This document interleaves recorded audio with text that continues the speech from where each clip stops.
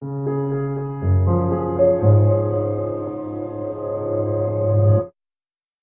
used to read a comic book at school called 2000 AD, and it had a character in it called Tharg, who had a kind of mind stone in his forehead.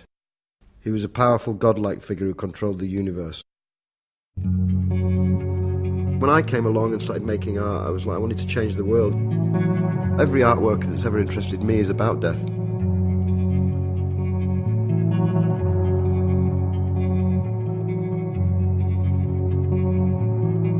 I thought, what's the maximum you could pit against death? And then, you know, diamonds came to my mind.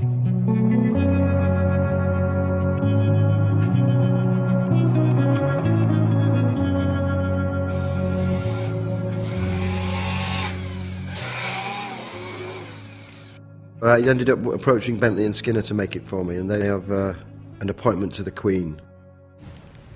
Wow. Is it kind of held together? Oh, I see. It is, but it's just pinned and glued, so be careful. So don't go throwing it around. I love it. I got the skull from a shop called Get Stuffed in Islington. And it was quite hard to find a skull that actually just said, I'm a skull, and not said anything else. Because we're dealing with death, which is so negative, it has to be totally positive, and you can't cut corners, and it's just got to be, you know, ridiculous in its perfection. We took the original skull, removed the teeth, had the teeth cleaned up by a dentist, and cast the whole skull in platinum. The idea for titling it For the Love of God came from my mother, who used to say that whenever I had crazy ideas. For the love of God, what are you going to do next? But I had no idea really what it would look like or how it would be perceived, and I had a big fear that it was going to end up like, you know, some sort of tacky piece of jewellery.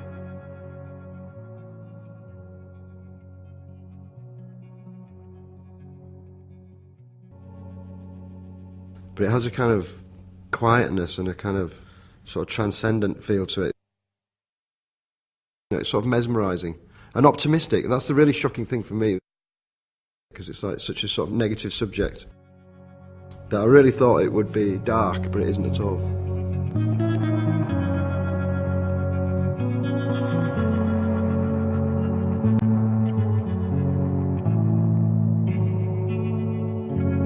It has to be ultimate perfection.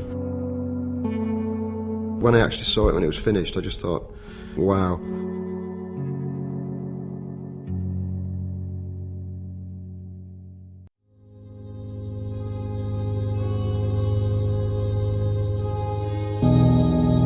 My name's Anne Gallagher, and I'm curator of this Damien Hirst exhibition at Tate. We're about 4 weeks into the installation. It's a really complicated installation, so there's a lot of work to be done.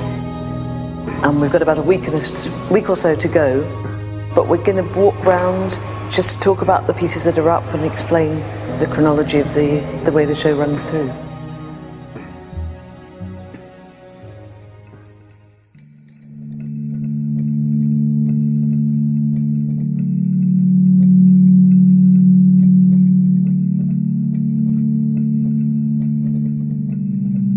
I was saying that in here there's lots of things that I'm embarrassed about, or things that I probably didn't want to put in, but then...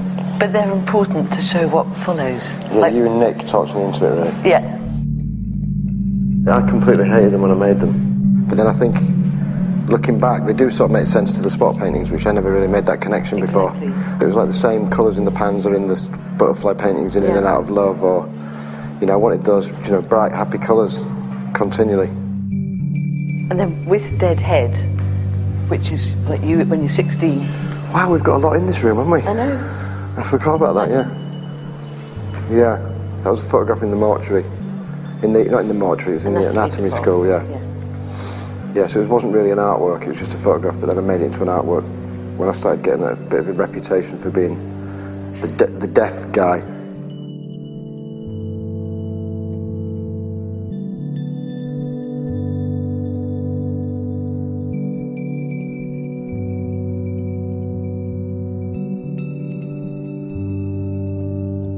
It seems smaller to me now. Really? It's weird. Yeah, nasty piece. Yeah. There's just a desire to make art that was more real and about something important. You know, I kept thinking, I love minimal art, but I kept thinking it's not about anything, and it sort of, you know, kept frustrating me. So in a way, the cabinets worked like a box to protect things. So I took that a bit further and just, you know, I just thought I'm gonna own this space or something, you know. And to, you know, in a way, it was to, you know, you wanted to pull people in, but then keep them out at the same time. Yeah.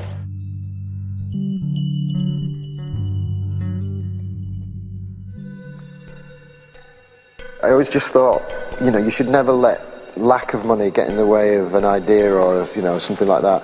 And then, obviously, when I was a kid, I'd seen Jaws. I thought, why can't we do a big shark like that? I mean, I just immediately thought it's got to be big enough to eat you, and then in a volume of liquid that would be big enough to frighten you. Because the fear of it, you know, I remember walking through Richard Serra at the Saatchi Gallery and just thinking halfway through, God, this could fall on me and kill me. And sort of having being physically frightened of a sculpture. You know, the fear of these sharks is an unreasonable fear, but it's a good way to kind of tap into that fear of death, which is probably a reasonable fear. And large volumes of water are quite frightening, anyway, in their own right. And what did you think when you finally saw it? Was it the effect you wanted to achieve? Yeah, it was like it's like the Jaws music.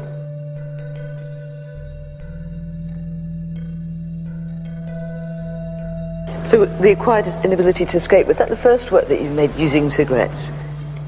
Yeah, I think it probably was. And then afterwards came the rows of stubbed out. Yeah, I got asked in an interview recently where they said to me, you said in an interview, because I don't smoke anymore, they said you once said you don't trust people who don't smoke. Did you say that? Yeah, I did in an interview, yeah. And they said, what do you say now? And I said, I don't trust people who do. Do you still smoke? Yes. Yeah. I'd love you, really.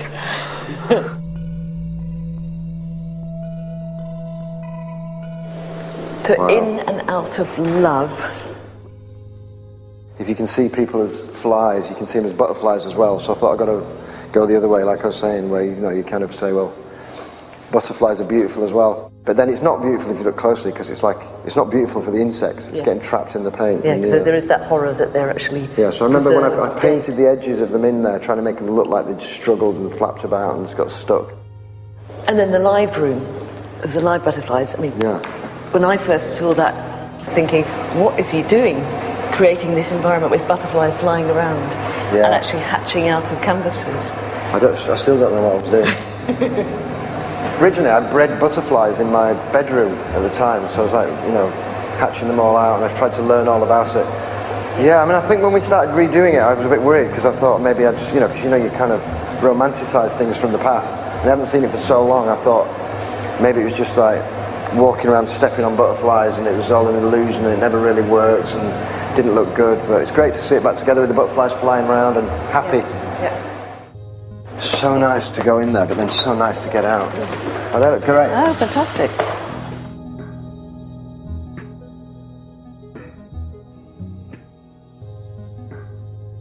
You know, with the pharmacy installation, I wanted to get a pharmacy and put it into an art gallery, but one way you actually think you are in a pharmacy. And then, you know, just to not even confuse you, just makes you question everything. And when I originally showed it, when people went into the gallery, they kind of came in and then thought they were in their pharmacy, so they got back into the elevator, and everybody got stuck in the elevators and kept coming in and saying, where's the art? Because it was in the gallery on... Yeah, but I love art that does that. I love art that kind of confused you or made you not sure, or, you know, you didn't know where the art was, but in a humorous way rather than a kind of heavy way, you know. Yeah. Amazing, because the paints, they're household paints, but I think they're really good now. They look really fresh. I used to be depressed when they stopped, because they're great making them, great fun making them, and then when it stops, they're great, and then you kind of love it for a few weeks, and then you sort of know it, and it's like you just want to make another one. So if you got emotion into it. Yeah, but I remember thinking about that motion as well, and thinking it's the motion of the planet, it's the motion of the atoms in our bodies, it's, you know, it's that circular motions, everything. And we're going to show them in this room with Living in a World of Desire. Loving in a World of Desire. Loving in a World of Desire. Although Living in a World of Desire is a good title as well. I could have done two. You could too. Living in a World of Desire. Yeah, it's going to be quite crowded, this room, but fun. Yeah, and a different pace, completely. Kids will love it. And then we go back into the main room.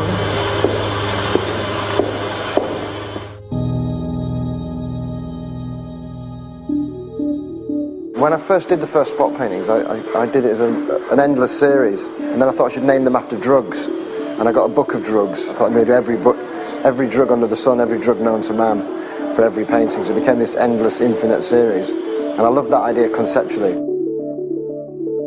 I actually thought I'll start an endless series, but I'll stop somewhere, and but then I just keep coming up with other ideas where, like, this is a huge one, and it looks, it's totally different to one with 4 spots. So actually, the difference in the paintings was so great that I just kept making them, and then coming up with another idea and making another. Mother and Child Divided, but that was the first piece where you cut the animals in half. So you see the internal organs as well as the hide or the skin. But I love that inside-outside, where you get to see the inside and the outside. So it's whole, but it's dead. And were you consciously alluding to Christianity when you talked about the title as being My Mother and Child? God, Christianity I don't know about. It's like subconsciously. Well, I was brought up as a Catholic till I was 12, so it's like all that stuff goes in there. But it's quite difficult, I think. I wasn't directly, but I love stories from anywhere. I wanted to sort of play with the viewer. So if somebody says to me, "Is that religious?" I'd be saying, "Well, what do you think?" Yeah. Okay. Belief's a great thing to play with.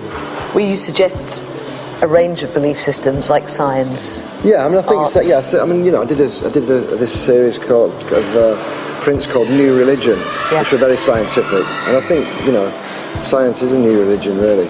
Yeah.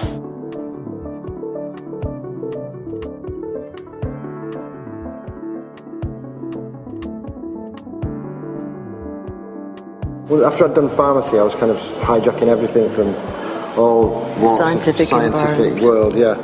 So you moved from that white coated wooden cabinet that you used in the medicine cabinets and then pharmacy into these more really polished stainless steel. Clinical looking. It's clinical, but they have that fear again as well. The same sort of fear you get in the shark, I think you get from these. Cause it's like, Well, the instruments. We're all afraid of surgical instruments. But why do we feel kind of comforted by medicine, and yet surgery makes us terrified in that they're both supposed to help cure you? Yeah, I suppose it's a kind of invasive procedure, isn't it? Exactly. Surgery.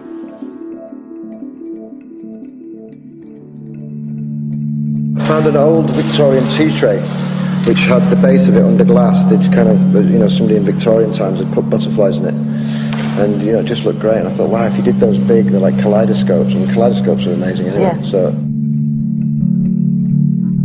and then when they started looking like stained glass windows, I did this one, which is like the first one called Doorways to the Kingdom of Heaven, where I did them actually like stained glass windows. I remember reading that somewhere in an article, and they were saying that flagellation is one of the doorways to the Kingdom of Heaven, or prayer is another one, and there were like all these things.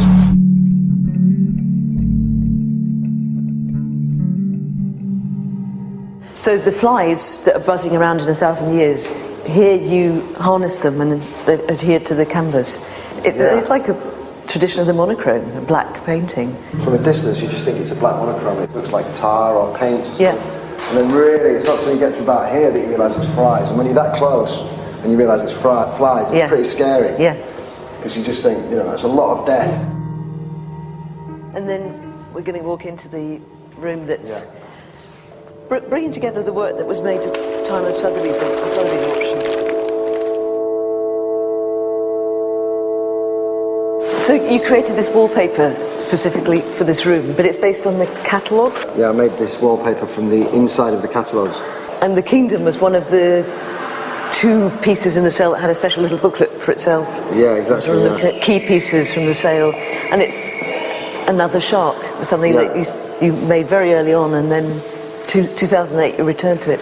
And everything in the sale, in a way, is a kind of return. Yeah, well, I made everything in that. Yeah, I wanted everything in the sale to be 2008 and just have like this big, huge, it was kind of like an event, really, wasn't it? Yeah, it was. Yeah, so this room is the final room, which has got the incomplete truth in it. Yeah, so very religious. I think I've become a religious artist, haven't I? Although I deny it all the time. But when you use this title, The Incomplete Truth, what were you suggesting? I've always loved those statements. Never let the truth get in the way of a good story. Yeah. And, I think when you attach that to religion, it has a lot of resonance. But the symbol of the dove is like, it's both a secular symbol of peace. Yeah, well, you look at it, it looks like a dove flying in the sky, but it's actually a dove trapped in liquid. So it's like it has hope, but it doesn't have hope. But art can give us hope, I think, but religion can't. But you like all these works that say one thing and then deny it at the same time.